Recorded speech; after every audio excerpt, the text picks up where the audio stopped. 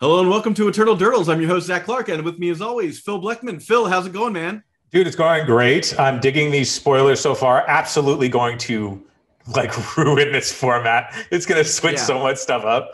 Yeah, I'm sure Modern is having their own issues, but there's a lot going on in Legacy with these cards, I think. Dude, just knowing that there's going to be the rest of the grief cycle is insane. Wow, that's the cycle. Okay, that wasn't something I was aware of. Grief is going to be a cycle. They just haven't, they just spoiled whatever it is. So I'm assuming that it's going to, the rest of the names are going to be similar to the 7 stages or whatever.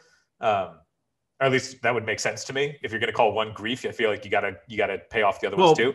Well, black is grief, right? So you don't have to stick to that cycle as far as naming conventions are concerned, because grief is it seems like a black thing anyhow. Oh yeah, I just mean that whatever they're going to be emotions. Acceptance. Yeah. You know what I mean? Yes, exactly. White will be acceptance. Oh, blue will definitely be denial, right? Oh, for sure. but at the same time, if they named it denial, then it would be perfect when they give us a flash pitch counterspell on a creature with evoke, right? So yeah, it just makes sense if you do it like that. But let's jump into it, man. I mean, the spoilers so far are super exciting. It's not just a River and Amonkhet, right?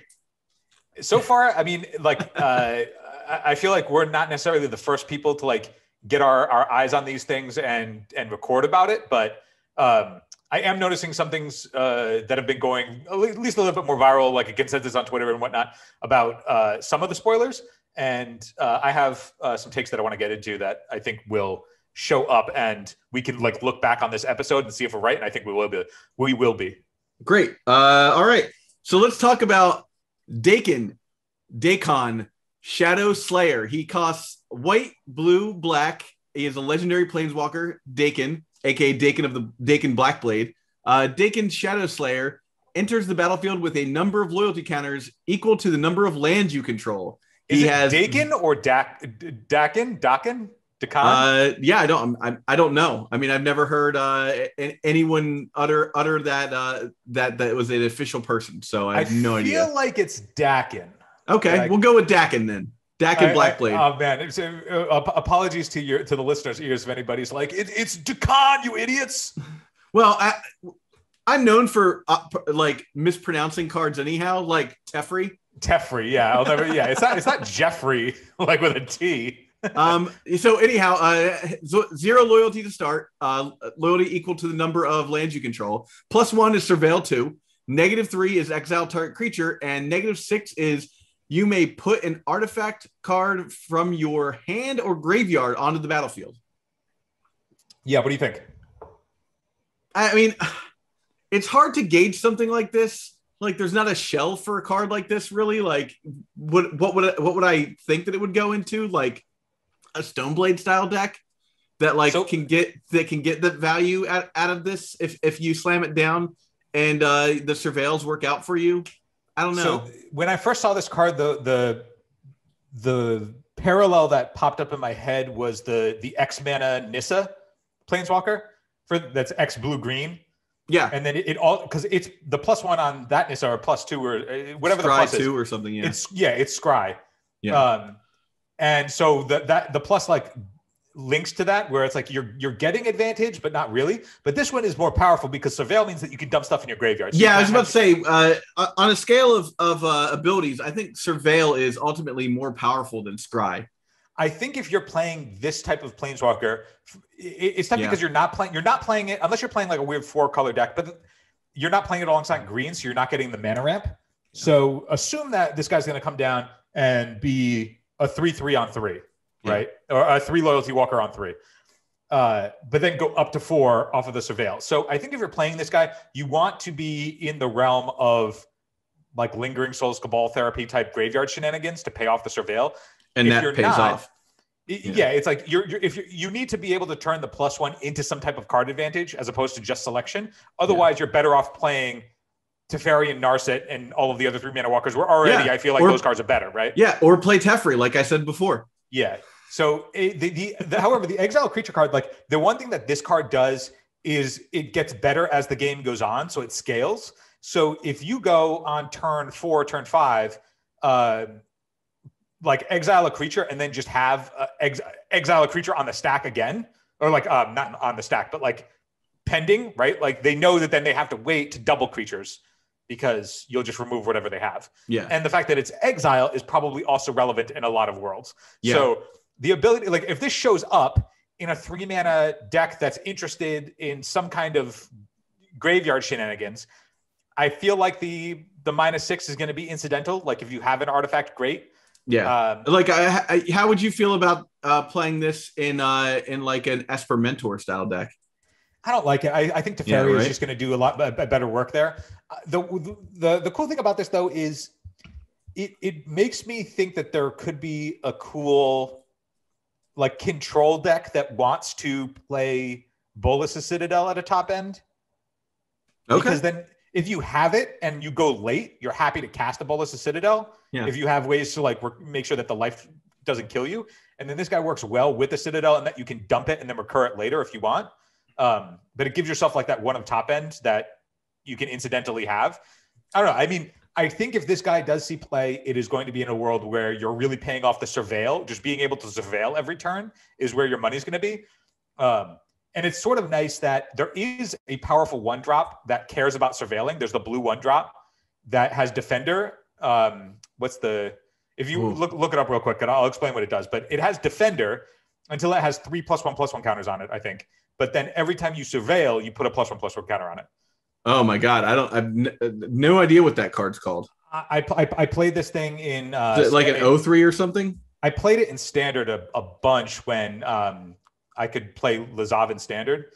So let me just quickly find this card. I should have written it down before the cast, but whatever. You can hear my sultry baritone here for a quick second.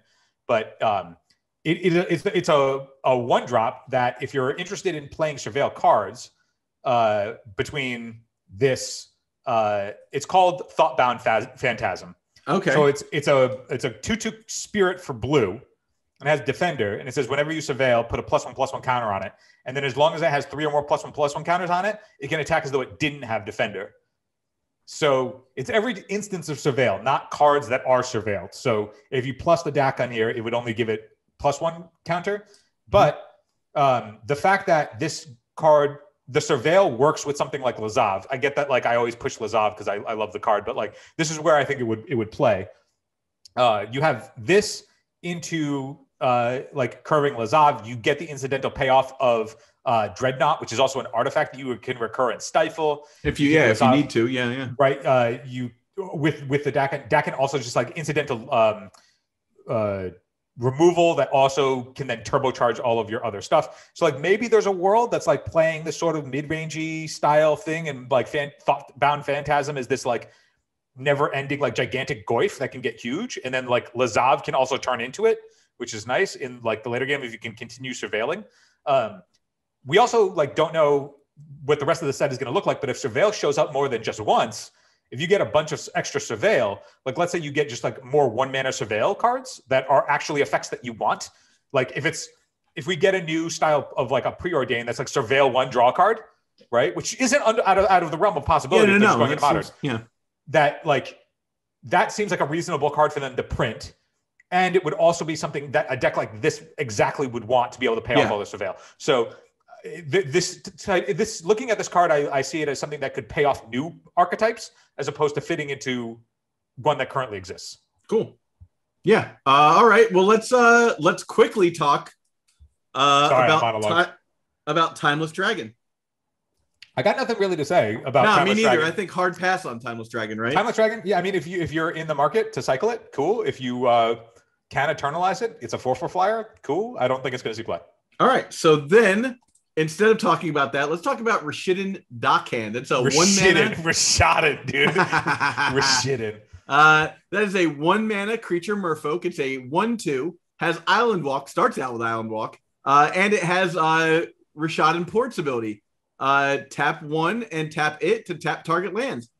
Get wrecked, D&T. I think so. In the previous episode, which you and I talked about that we recorded before all this stuff got spoiled, I think we actually said you know what Merfolk really needs is a 1-drop that is good. And this is a good one. This is a pretty good 1-drop, I think. I am hoping. So far, it seems like everybody is off of it, but I am hoping whenever a good card like this is like very good and can easily be slot into Delver, I'm just like, oh no. Like, this card is so cool, and I don't want it to just be an additional tool for Delver, because I feel like Delver has so many tools already. Anyway, this card's awesome. I like it. I like it in Merfolk. I like it as just an option to play like a blue style D&T deck. Maybe, I don't know. There's a lot going on here. So much.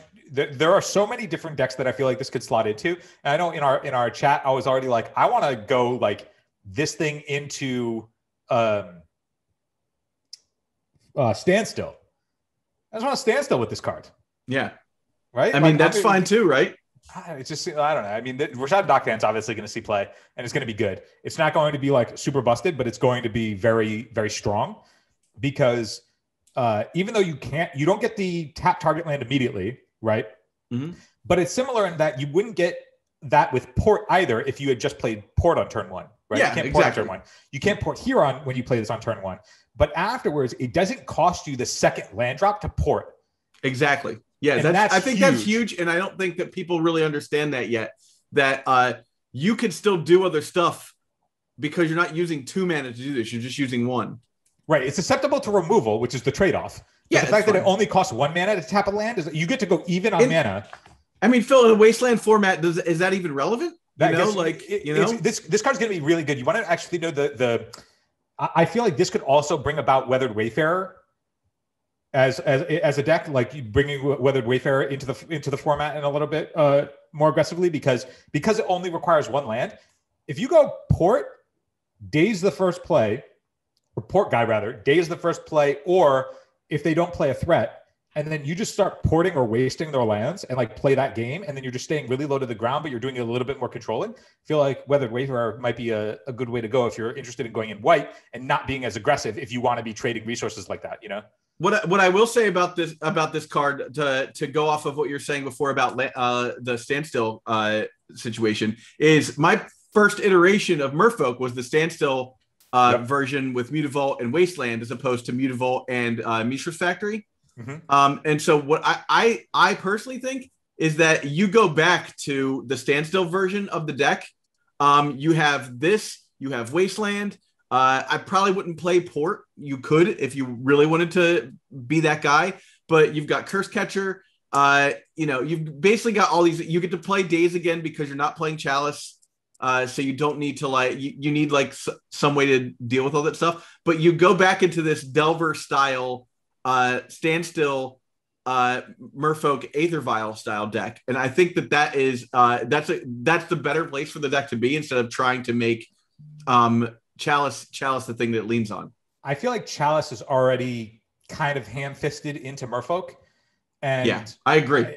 This just seems like a lot better. Also, in the early game, you port, and then if you're playing Merfolk in the late game, it's just a 4/5.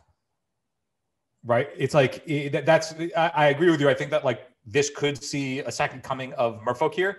Yeah. And finally, rather than being like, well, Merfolk needs a lot of help, I guess we just have to play our Hammer and Chalice. You can now play exactly the style of deck that you talked about. Get that feel of old Merfolk. And Merfolk always had a bunch of spare slots, right? Like they were playing you can Kira always move things around. Yeah. Yeah. There were. I was playing Thassa for a while. Remember? And now you can still play the Oracle Paradigm Shift combo. Of course. I mean, you wouldn't not still play exist. that. That is, to me, that is now a part of the Merfolk deck. Totally. Those 8 cards go into Merfolk now.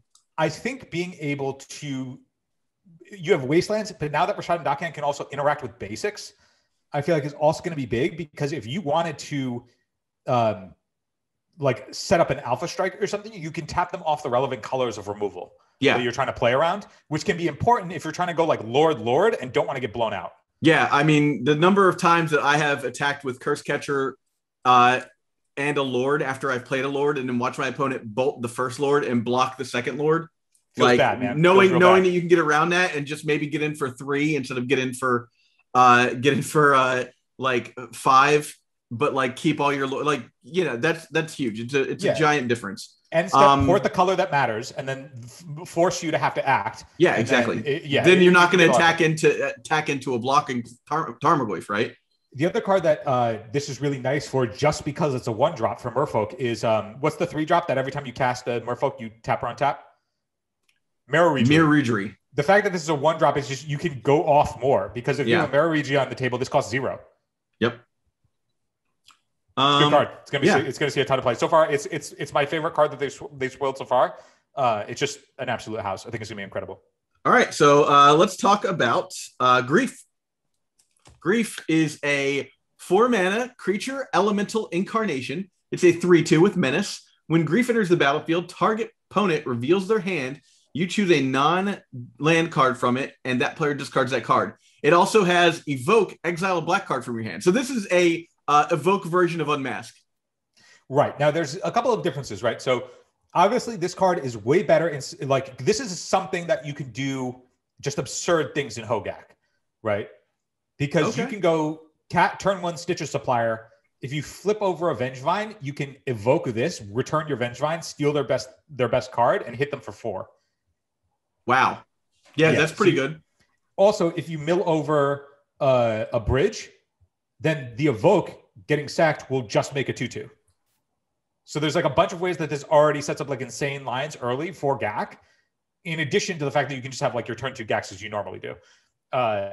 And the fact that also you can sack. So the evoke, the trigger goes on a stack. If you have an altar or a sack outlet, you can sack it and just get the value. Man, I really hope for the sake of our upcoming intros that Hogak comes back, because I really want to do Gackety Gack so bad. Dude, I have the Snoop Dogg version of Hogak already, but obviously I didn't do it. But we can't wouldn't know about Grief. Well, I can play that track at the end of this one. But the fact that this is just a free spell that is really it's just a Thoughtseize. You choose a non-land card from it. There's no cost other than exiling the black card. It's just a very, very good card, and it's going to see a ton of play. There's a difference, though, in that I don't think this is going to see play over Unmasked in Reanimator, particularly because it says target opponent, and that's a big deal. You can't target yourself. Yeah, you can't target yourself, which is huge. Yeah, that's a big difference. If Reanimator is interested in having Unmasks like 5 through whatever, then they'll go to this. But I don't think it's just going to auto-replace Unmasked. So if you have your Unmasked as a Black Red Reanimator player, I don't think you really need to concern yourself with like losing that card in your deck. Yeah. But for every other deck other than that has no interest in targeting themselves, there's just no reason why you wouldn't just play this over it. Because the only way to interact with this thing would be Stifle. So like imagine if this cycle is very good, Stifle stock goes way up. Okay. Agreed. But yeah, I think like this is an auto home in Hogak. And then, I mean, people have been talking about in Modern that you can like play scrub land or just white mana producing land, evoke this and ephemerate it. And that's absurd. So you ephemerate, you get a 3/2, and you also steal their 3 best cards.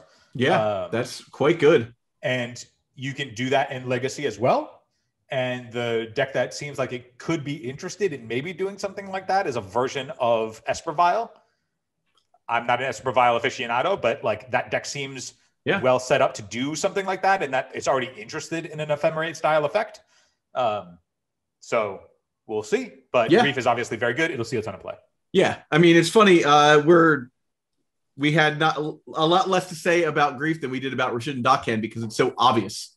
It also is less versatile. That may not be the right word, but it goes in less decks. I feel like Rishadan Dockhand has like so much variety of play that it can see in a bunch of different style decks between control, aggro, where Grief is really just like I'm trying to get you dead.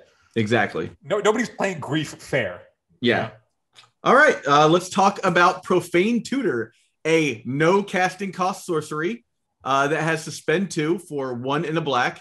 And what do you know? It's Demonic Tutor. Search your library for a card, put that card into your hand, then shuffle your deck. I think this is real. I'm just trying to think of specifically where. What do you think? I mean, can we get Bug Shardless back with this card? I mean, is it good enough? Like, what do you get? Yeah, what do you get, right? Do you just get, like, a Brainstorm so you can make your draw 3 happen? Like, I don't know. I remember when playing Ancestral. A one-of bomb? That going down a card to put Ancestral on the stack and wait 4 turns is really punishing because games might just be over before you get to do anything. Agreed. But with this one, like it's a spend 2, which means spend 2 is not the worst. Yeah. If you play it on 2, you get it on turn 4. So if you're not just cheating the thing and getting it for free off of like that 3-mana enchantment or whatever that lets you like balance people and whatnot.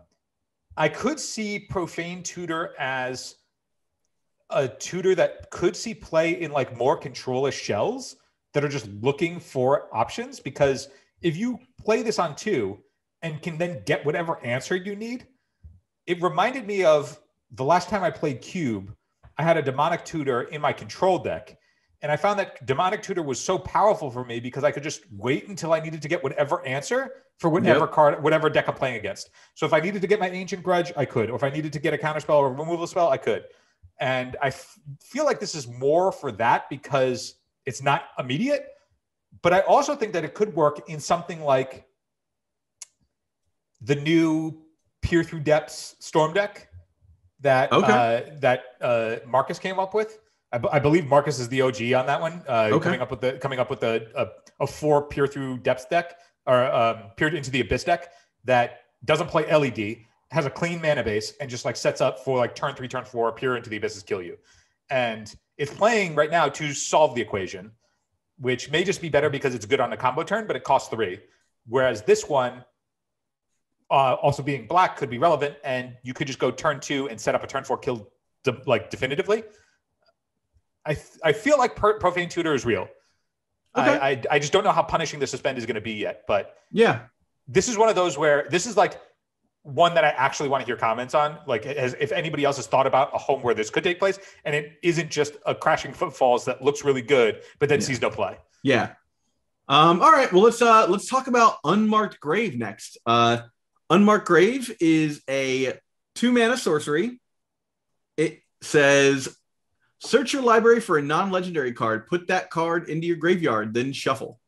This, first off, before we talk about like what we can do with it, is one of the like just cleanest designs. From the name to what it does is so... Yeah, it's perfect. Its flavor is on point. And it's so simple. Chef's kiss. It's just, there's no clutter. It's perfect. Doesn't even say shuffle, then shuffle your deck. It says shuffle. It's like there is nothing excessive on this card. It all needs to be there. It's just the perfectly designed card. So it's not going to see play above Entomb outside of decks that want more than 4 Entomb. Yeah, of course. I mean, I don't think this is the card Reanimator wants necessarily, but I think there are other decks that will want this card. Dredge may want this card. Would they want this over? Like, yeah, there's no deck that would play this over Entomb, right? No. That's impossible. Yeah, no. You don't want to spend more mana. I'm just saying if you want more, so you're not going to play it in what's called any deck that wants to get Grizzlebrand, right? Like, just why would you play this in a deck where now you're trying to get your Sire Insanity into the graveyard instead because you drew the wrong card? So no, I think that you're not going to play this in Reanimator, but I think there's got to be a home for this that I just don't know off the top of my head. Yeah, I'm trying to think like maybe there's somebody out there who's like trying to Chalice and Reanimator, because you have like a bunch of two mana Reanimate cards, and this could fit that. I don't know why, but I don't see, at least in Legacy, I don't see where this fits in as anything other than Entomb's 5 through whatever. Yeah, but I hope I'm wrong. I hope I see it more. I would love to see like, a like control-y, fair, mid-rangey sort of style deck that's just trying to play graveyard shenanigans. I just don't think that's going to happen. Yeah, I think time will tell on this one whether or not it's good. Okay, so next we have. You're gonna have to help me on this one. It's think like you're saying Thrasta. There you go, Thrasta. At least that's how I've been saying Thrasta.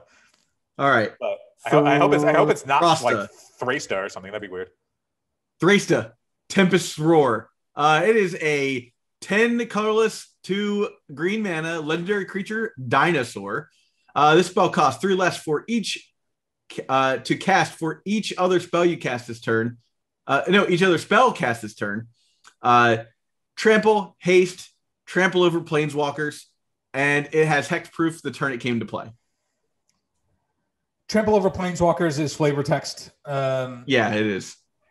Like, cool. You can hit a planeswalker and also get damage in, like, whatever. If you're getting rid of the planeswalker, that's the more relevant thing. Yeah. Having hexproof the turn it comes down is obviously very good. It means that you're guaranteed to get rid of whatever it is You'll that you're get trying a to get rid swing, of. yeah. But I don't think it's good enough because you still need double green. You need double green, and you need to cast like a storm level amount of cards, or like what, like cast like Flusterstorm for value. The only thing that the only deck that comes to mind that plays a shit ton of spells in one turn that also can make double green easily is Elves.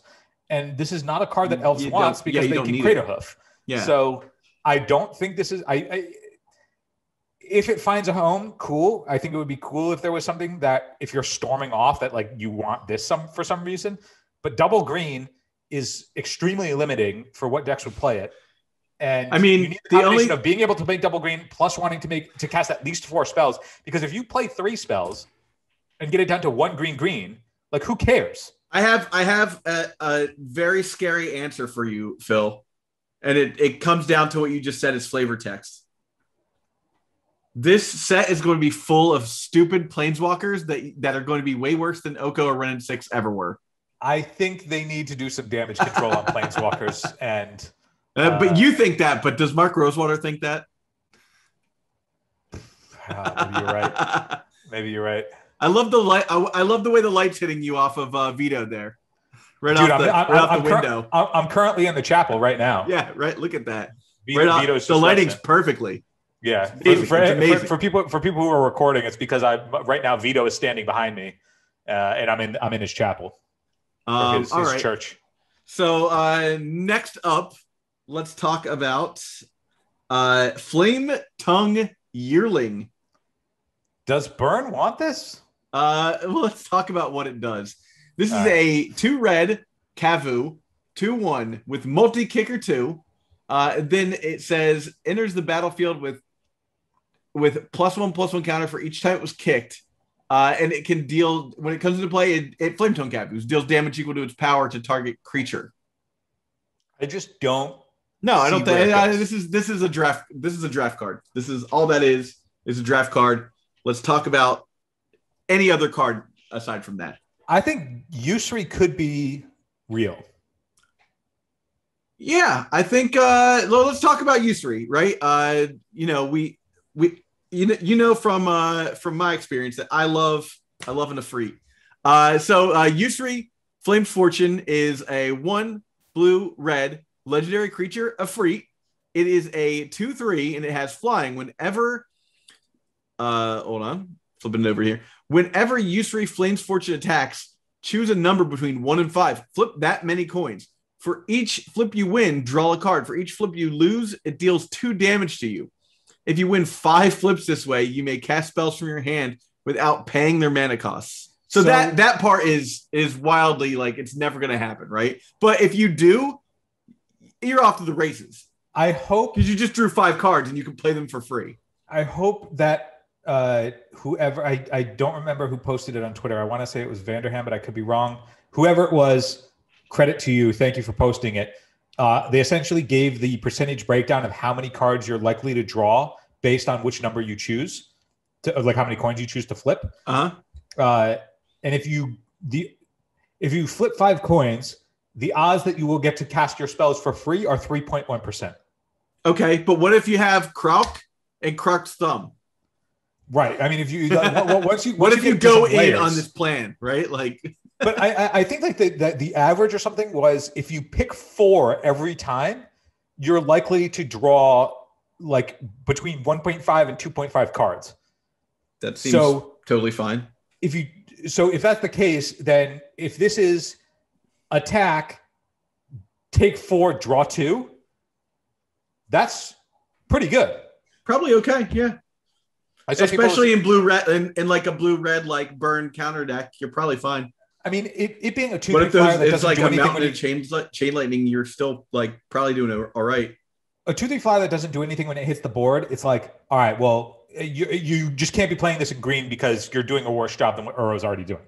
But for a deck that would care about like if you were playing Shadow, maybe this is a world where like this is both a card advantage engine and a thing that can get your life total down.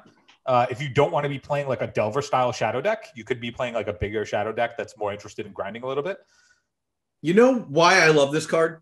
Why is that? It's an Ifrit. Okay. It's an Ifrit. Yes, that's a giant factor, right? And what do we know about OG Magic and Ifrits and Djinns? It's power at a price, right? Mm-hmm. So like Urnam Djinn gave a creature Forest Walk. You were playing green. You probably had Forest. Serendib Ifrit dealt you a point of damage every turn. Serendib Djinn, you had to sacrifice a land. If it was an island, you took damage. This card's saying power at a price. Do you want to try to spin the wheel? Do you want to tempt the Djinn, as it were, right? And if you play his game and gamble properly, you get rewarded. I love it. I think it is. It feels like an older Magic card effect that like we just don't have. Like Mage Djinn was the one that was like a 6/4 that like or 6/3 that like whenever it attacked, you had to flip a coin, and if you lost the flip, it couldn't attack. Right. I remember that. Yeah. The coolest part of this card, I think, other than the fact that the art for the foil, it's unfortunate that art only comes in foil, but the foil artwork, go check it out, looks really cool. But what I like about what I think is cool about this card is that it's the first card that I can think of that cares about coin flipping. That I'm like, oh, this could see constructed play. Yeah, I did win a contest when I was a kid where they were like, name one first turn kill in Standard, and I was like, turn 1 Mana Clash. It's possible to happen, but very unlikely. Yeah, you're the only person who ever won a contest off of Mana Clash, though. That is very true. Yeah. Maybe even a game of Magic was ever won off of Mana Clash. I do like that they found a way to push coin flipping to be constructed relevant. Right. I think the fact that it's a 2/3 and is just going to die to bolt a lot is unfortunate. Yeah, but it's still a very cool card, and I like. That's the bummer. That's the one bummer about this is that back in the day, almost every Djinn or Ifrit could get around Lightning Bolt. Yeah, I mean, I could see it. Like, it wouldn't be crazy to me for a blue-red Delver deck to like try this out as a one-of, see if it's good, and then like just draw 2 cards every turn while they're continuing the pressure, right? Yeah.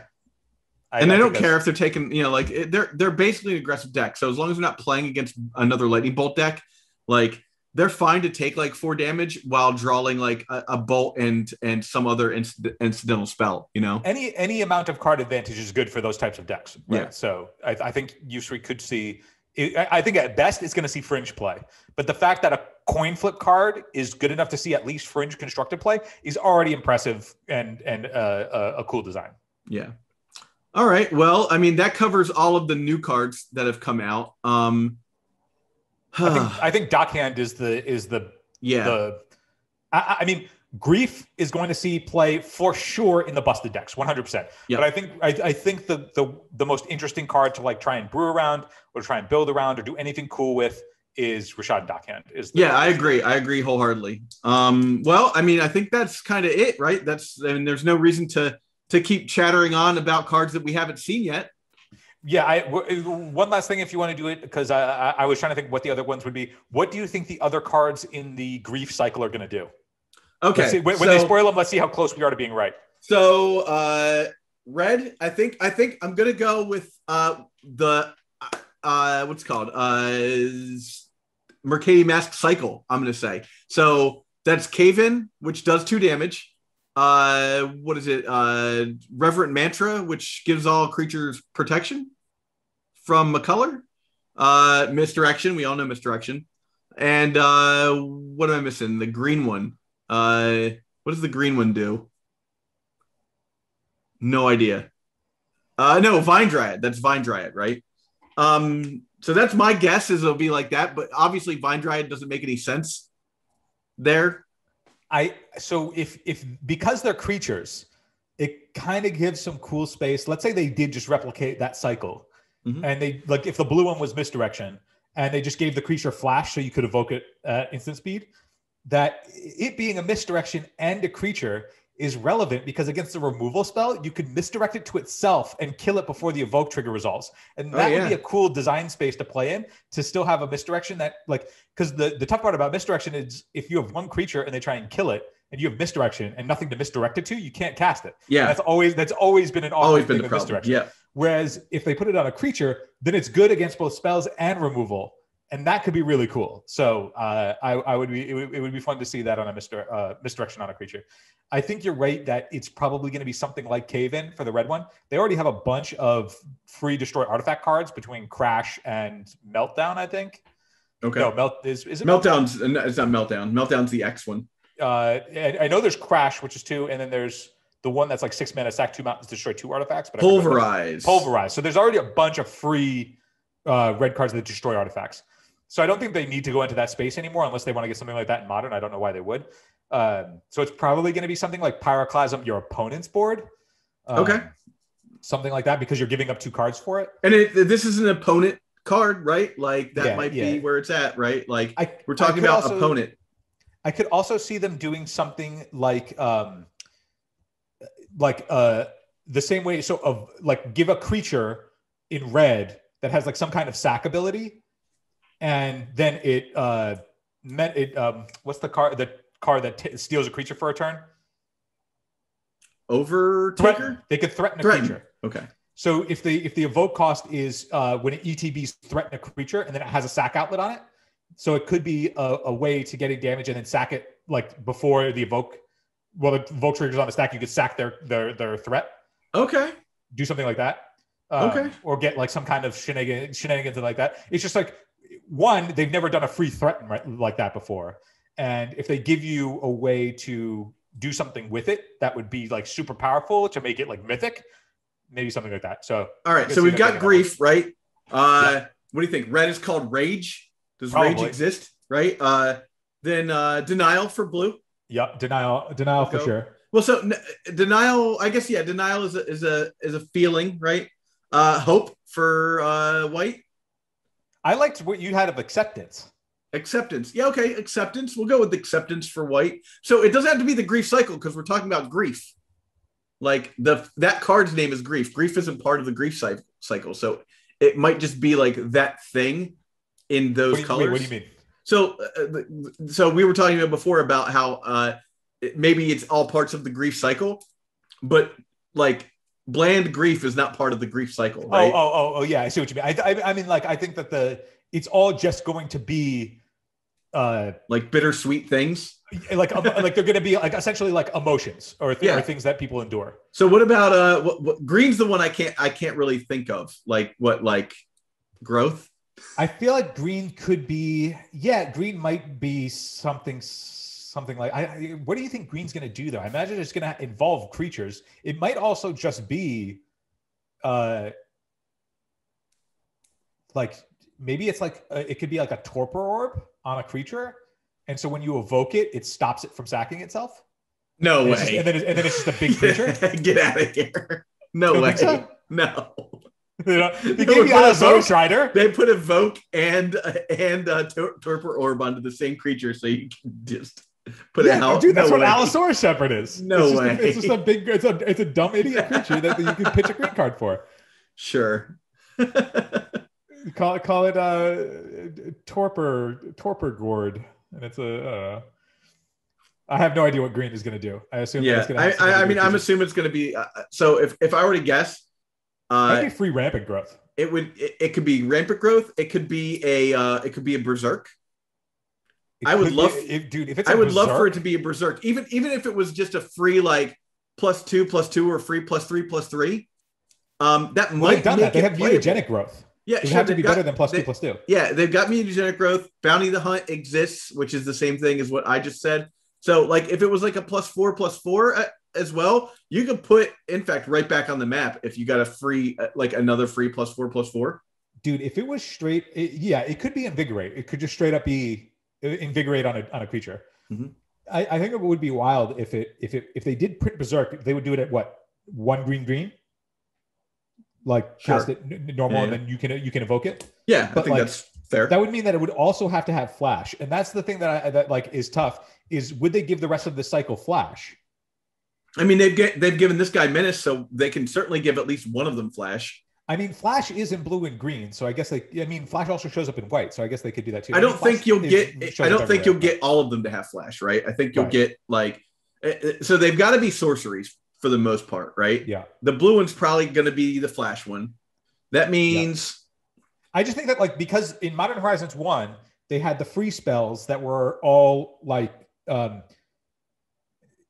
don't think any of these evoke free cards are going to do similar or same things to what the Modern Horizons 1 free things did. So like the green one was the one that destroyed like artifacts and enchantments. Like it's not going to do that. So I think like a Berserk is a good call.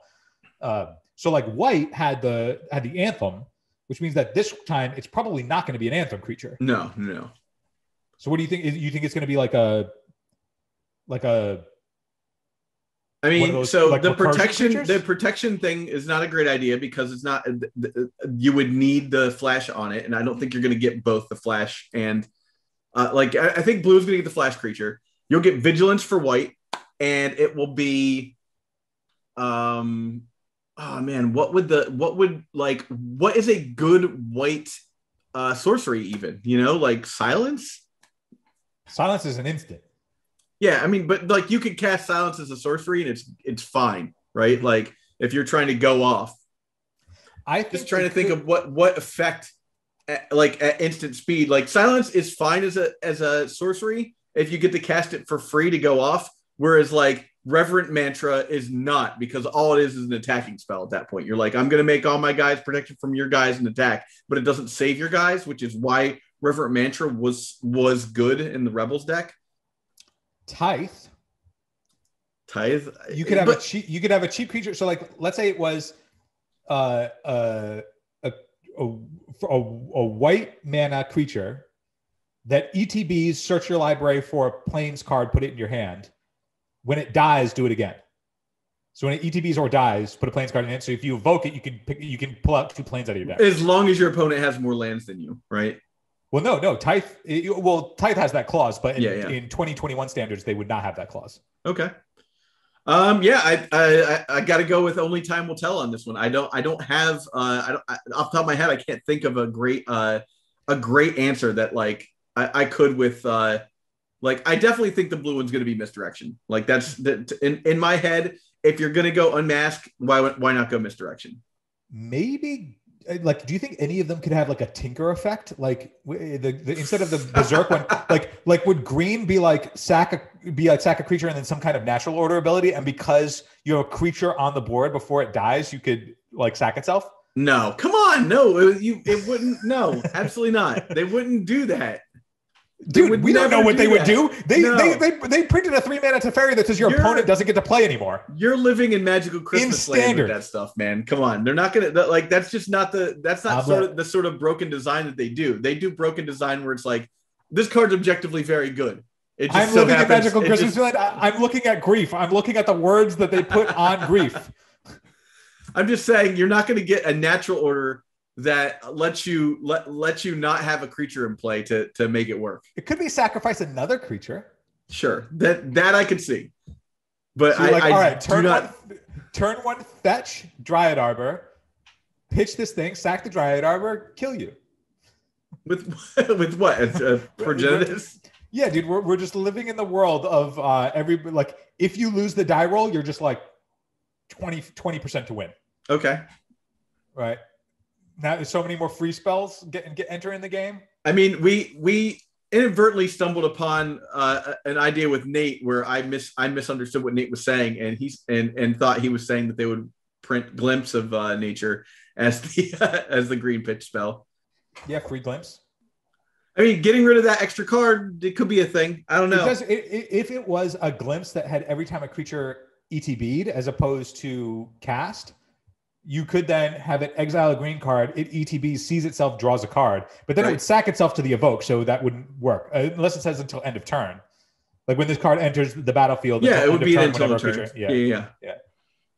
I don't know. I mean, we'll find out. I think the misdirection one is the one that makes the most sense because of the removal idea. Yeah. And also, the reason why I think that it's misdirection is because it plays very crappily against these other ones if they're all opponent reveals. Right. If it's like opponent cast a spell, like you can't, then you can't actually misdirect a grief back at your opponent kind of situation. Right. You know, Well, it could, yeah, it's a spell, obviously, but like effect, you know, it could be misdirection for spells or effects, man. Dude, if they just upgraded it to misdirection for spells or abilities as opposed to just spells, which has always been like, come on, why doesn't misdirection just be able to change abilities, move abilities as well? But like, yeah, that would be the power level upgrade that I think would make sense in 2021 times. Yeah. All right. Well, it's exciting. I think that that does it for us. I want to thank our Patreon supporters. If you're watching this on YouTube, you've helped us grow. So thank you so much. If you have the wherewithal to help us out, please check us out at patreon.com/eternaldurdles. That's helping us take our time and create video content as well as audio content. You may have heard one of Phil's intros in the last couple of weeks. He's able to spend some time doing those intros, so that helps us. Thanks so much.